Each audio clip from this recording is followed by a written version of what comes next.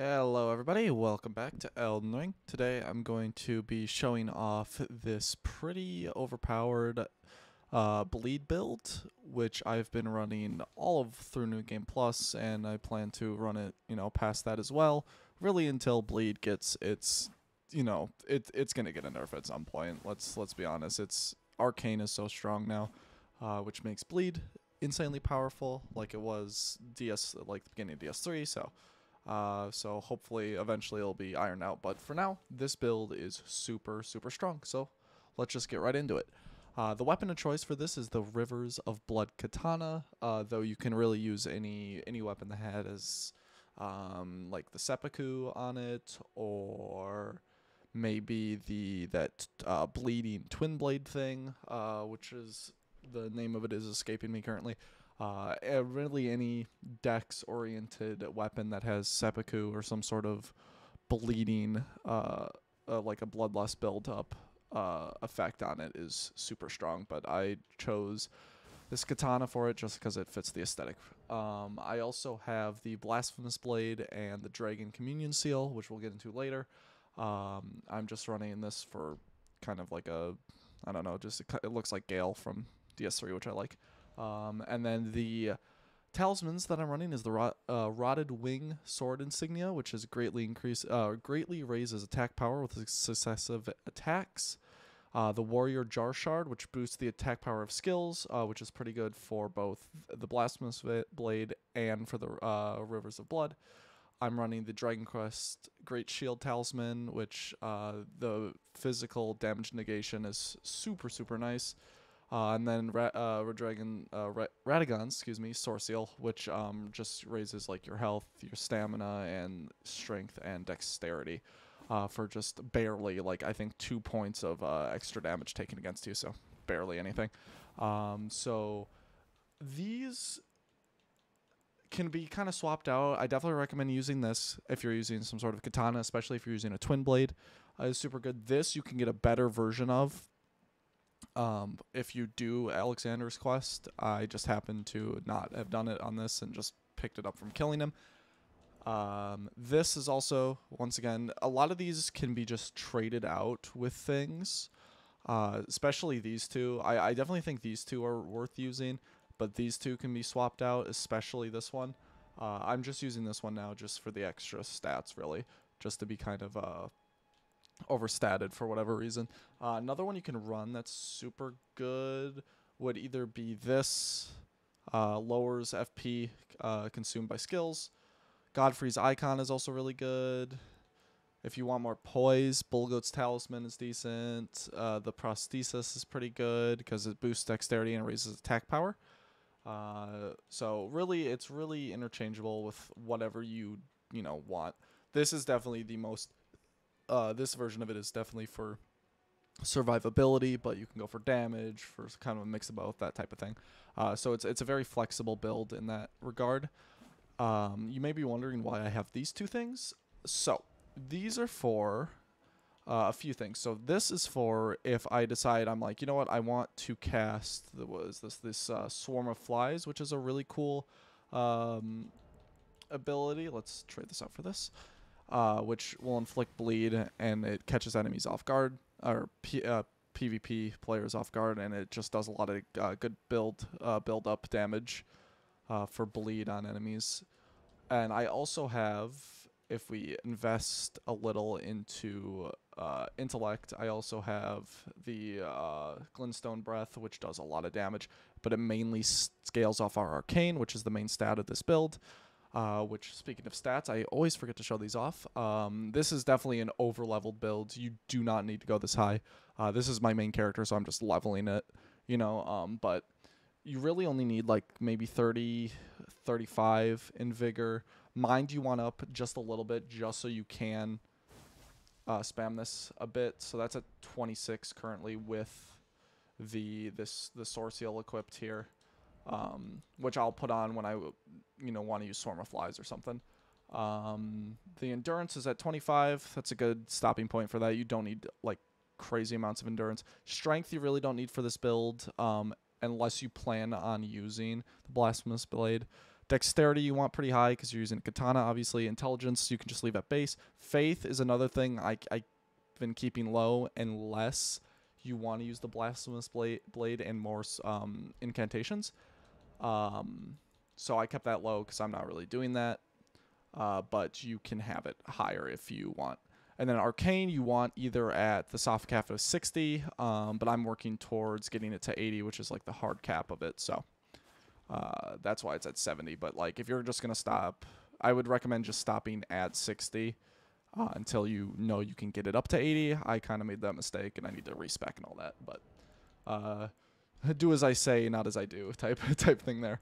But yeah, so the reason I am using the Blasphemous Blade is just like an offhand here is it's got an effect that when you get a kill, some HP is restored upon defeating an enemy. So that happens even if it's not with the sword.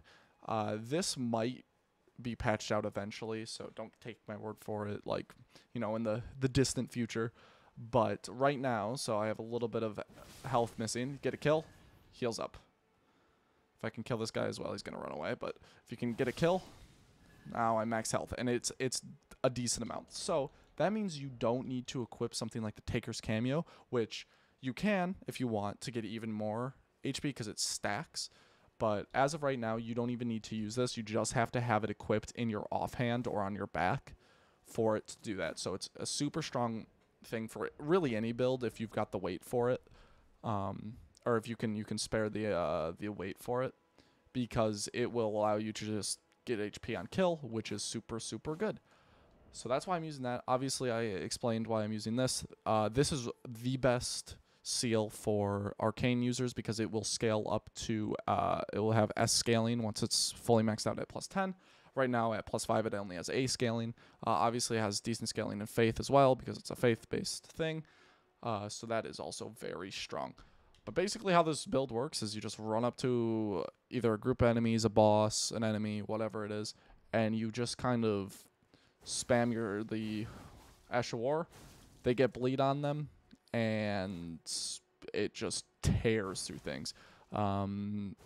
This was the build I used on my second go for Melania, which was super powerful, and that was without Mimic, obviously, because it got nerfed, and no summon.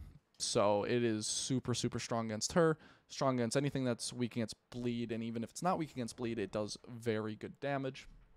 You might have some trouble sometimes with things, so you can always swap to either like Bloodfang or Bloodhound's Fang, which I'm going to just put here, or something like Hand of Melania, which is a dex weapon. So since you have pretty high dex with this build, I have it around 50.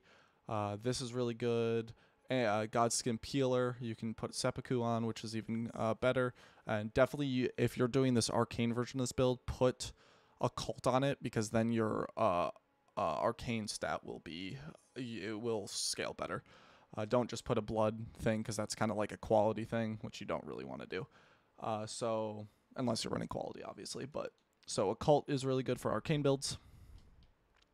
But yeah, it just tears through enemies. There's, if I'm completely frank, not much of a challenge with this build, especially against most enemies. Yeah, obviously some don't bleed, so it's like a bit of a legitimate fight against those. But like I said, you can always swap to something else that's just got better normal, you know, just normal AR.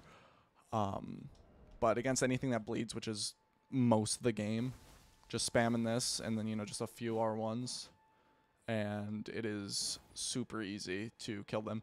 This is even more overpowered if I don't have it on this character, but if you have the white mask from that maidenless dude at the beginning of the game, if you do his quest and beat the invader once you get to Mogwin Palace over here, once you get there and fight that invader, you get the white mask from him, and it will increase the damage of bleed when it happens around you. So it will be kind of crazy for that if you want to be like super extra with the build. I'm just running for fashion, obviously, but you can do that for some extra damage because that's really good. Another good weapon for this is, I don't like running it because it's just kind of weird and awkward and it's not really a fun weapon to run, is the, if I can find it here, is the Mogwin's Sacred Spear. So this thing has Bloodlust build up, so you need strength for this, obviously, in some decks. So this is more of a strength option over the katana.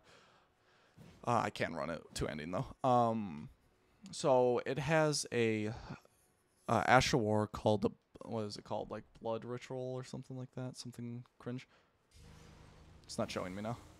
Yeah, the Blood Boon Ritual. And if you just spam this, this is super powerful. It will just do a bunch of bleed damage to enemies around you, and you can just stand in place and just bleed them to death without even having to actually hit the boss. So it's a good weapon to main or have as a companion weapon to this, you know, in case the katana isn't cutting it for whatever reason. I don't really like running this thing. It's just personal preference. I don't really like this type of archetype of weapon. And it just, to me, it's not as fun as, you know, swiping at your enemy and, you know, just standing still is kind of boring to me. So that's just me, but it is also very, very strong. And it can also be used from behind a shield. So if you're having trouble staying alive for whatever reason, just pump your endurance, hide behind a shield, and just poke at people and build up bleed. But yeah, that's really it for this build. It's a super, super strong bleed build that has been just absolutely crazy. It trivializes a lot of the game, even in New Game Plus here. Obviously, as things get harder, that won't be the case as much, but it's still very strong and can get stronger just because I don't even have any of it maxed out. So it's definitely a very potent build currently in the current patch. But yeah, that's really it. Sorry about that noise on the computer there. So if you guys enjoyed, please drop a like and sub. It really helps out. I like making Elden Ring content, and I would love to make more. So yeah, thank you for coming and watching, and I will see you in the next video. Peace.